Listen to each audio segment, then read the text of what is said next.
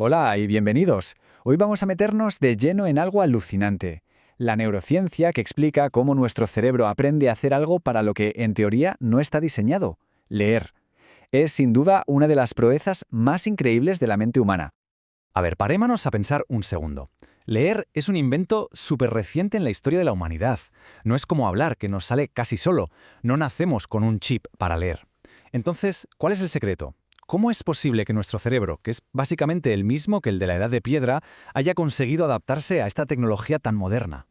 Pues bien, para resolver este misterio, hoy vamos a ver, primero, cómo se las apaña el cerebro para leer, luego, qué zona concreta recicla para conseguirlo, después, cuáles son los pilares para aprender bien, y ojo que desmontaremos un mito muy famoso, y terminaremos con la clave de todo: cómo se construye, paso a paso, un cerebro lector.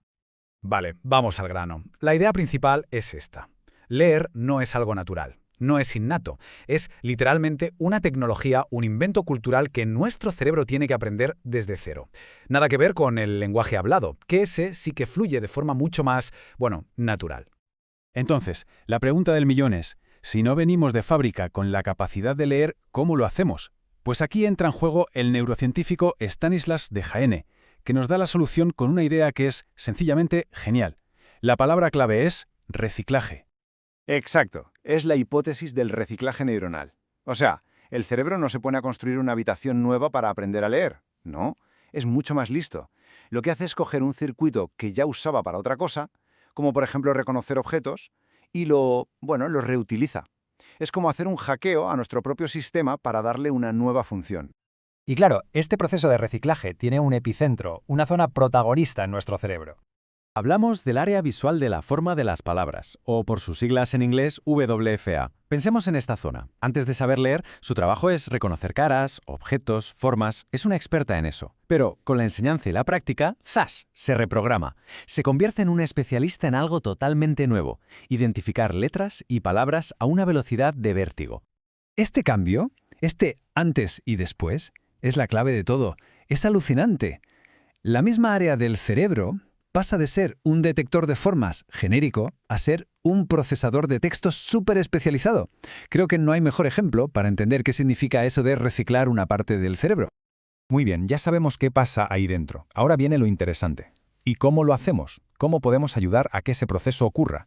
Pues la ciencia nos da una hoja de ruta muy clara que Dehaene resume en lo que él llama los 4 pilares del aprendizaje. Para construir esos circuitos de lectura, el cerebro se apoya en 4 patas, por así decirlo. Primero, pillar la relación entre los sonidos y las letras. Segundo, entender la lógica del alfabeto. Tercero, que esa conexión se vuelva automática, un reflejo. Y cuarto, claro, entrenar a tope esa zona de la que hablábamos, la WFA, a base de práctica. Pero de todos estos, hay uno que es la piedra angular, el más importante. Y es el primero, el pilar fonológico. El cerebro tiene que aprender, de manera explícita, a conectar los sonidos que hacemos al hablar con esas letras que vemos en el papel. Esto es la base de todo, el famoso decodificar. Sin esto, no hay lectura. Y justo por entender esto, ahora podemos desmontar uno de los mitos más grandes y que más daño ha hecho en la enseñanza. Esa idea de que aprendemos a leer reconociendo palabras enteras como si fueran dibujos. Esta idea, ha sido el centro de las famosas guerras de la lectura durante años. Y es que es una idea muy atractiva, ¿verdad? Pensar que un buen lector simplemente ve la palabra como una foto. Pero no. La neurociencia nos dice que la película es completamente distinta. Aquí la clave es no confundir el proceso con el resultado final. A ver, ¿un lector experto reconoce las palabras de un vistazo? Sí, por supuesto. Pero esa velocidad es la consecuencia de haber practicado tantísimo la decodificación, sonido a sonido, que ahora lo hace de forma automática, sin pensar. No es que aprendiera así desde el principio. Y esto es importantísimo. Enseñar a los niños a memorizar palabras como si fuesen dibujos no solo no ayuda, sino que es contraproducente. Es como querer que alguien corra un maratón sin haberle enseñado a caminar. El cerebro necesita, primero, construir los cimientos, y esos cimientos son la decodificación. Vale, entonces, con todo esto sobre la mesa, ¿cómo lo llevamos a la práctica? ¿Qué hay que hacer en concreto para ayudar a construir un cerebro lector de manera eficaz? Pues la ciencia nos da un camino muy claro. Lo primero, una enseñanza sistemática y explícita de la fonética, de esa relación entre letras y sonidos. Después, muchísima práctica de lectura para que todo se automatice. También es fundamental crear un entorno con un lenguaje oral muy rico, con mucho vocabulario para que se entienda lo que se lee. Y por último, algo crítico, estar muy atentos para detectar cualquier dificultad pronto y poder ayudar cuanto antes. Y todo esto nos lleva a la gran conclusión, que es una idea preciosa.